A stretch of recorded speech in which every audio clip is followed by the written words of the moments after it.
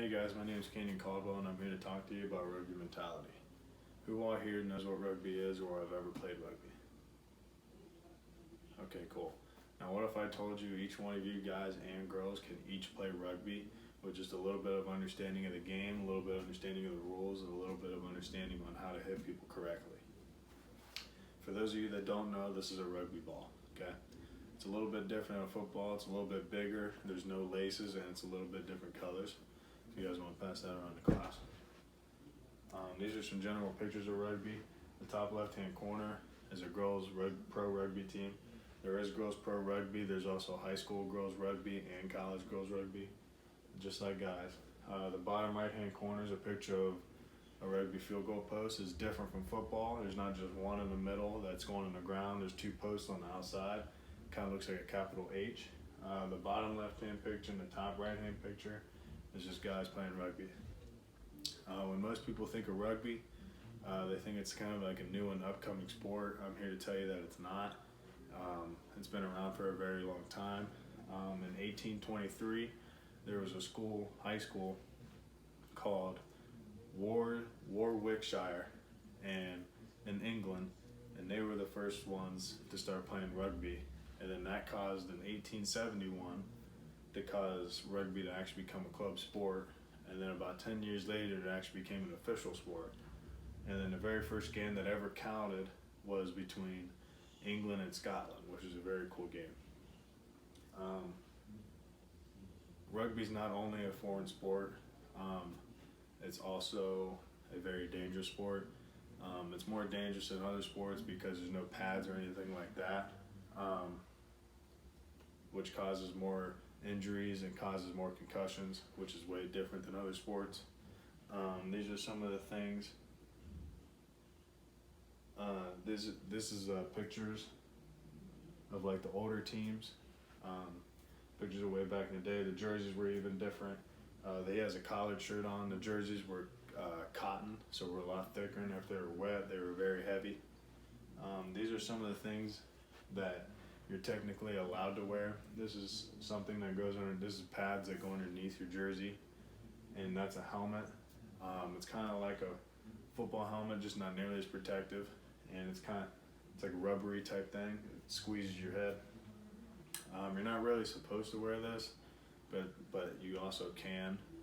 You're not really supposed to because it's kind of like this way the sport was made. It's kind of made without pads, so that's something cool about that.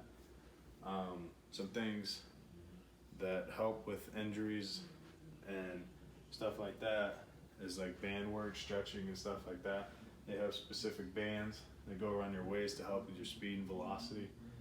These are 3 different types of band strength to help you stretch. On the bottom right hand corner is a heating pad, so you put those in a little silver container. It heats it up, you put it in there for 30 to 45 seconds, and then you put it on wherever your injury is.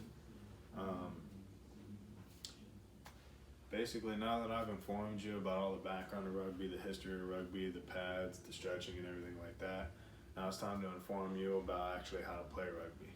I'm going to show you some drills, passing drills, rucking drills, hitting drills, everything like that to help you play rugby. The top left-hand corner is a passing drill, so you get some teammates or friends that go at like a backwards angle, and you just practice throwing it back, or you can just get a one-on-one and just throw it back to each other.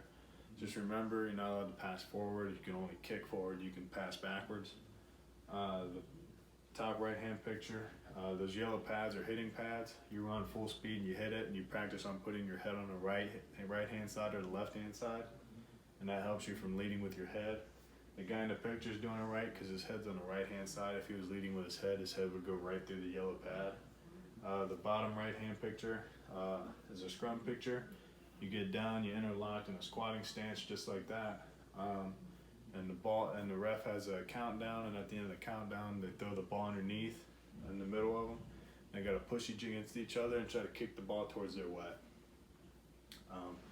And then some other drills is a line out, which is a little bit harder to do. You have 2 full teams standing next to each other, and there's a guy throwing the ball out of bounds in that picture, and they got to throw it out like that. And they call a play, and then the team lifts up a player from his kneecaps and they throw it out to him, and he catches it, throws it down, and it's off. The bottom right-hand picture is a rucking. When there's a ball carrier in your team and he gets tackled and goes down, the teammate has to go over and ruck him, which is like going over and protecting him. You squat over him just like he's doing. If he doesn't do that, the defender can come in and pick up the ball and take off. So that's why it's called rucking. It's right there.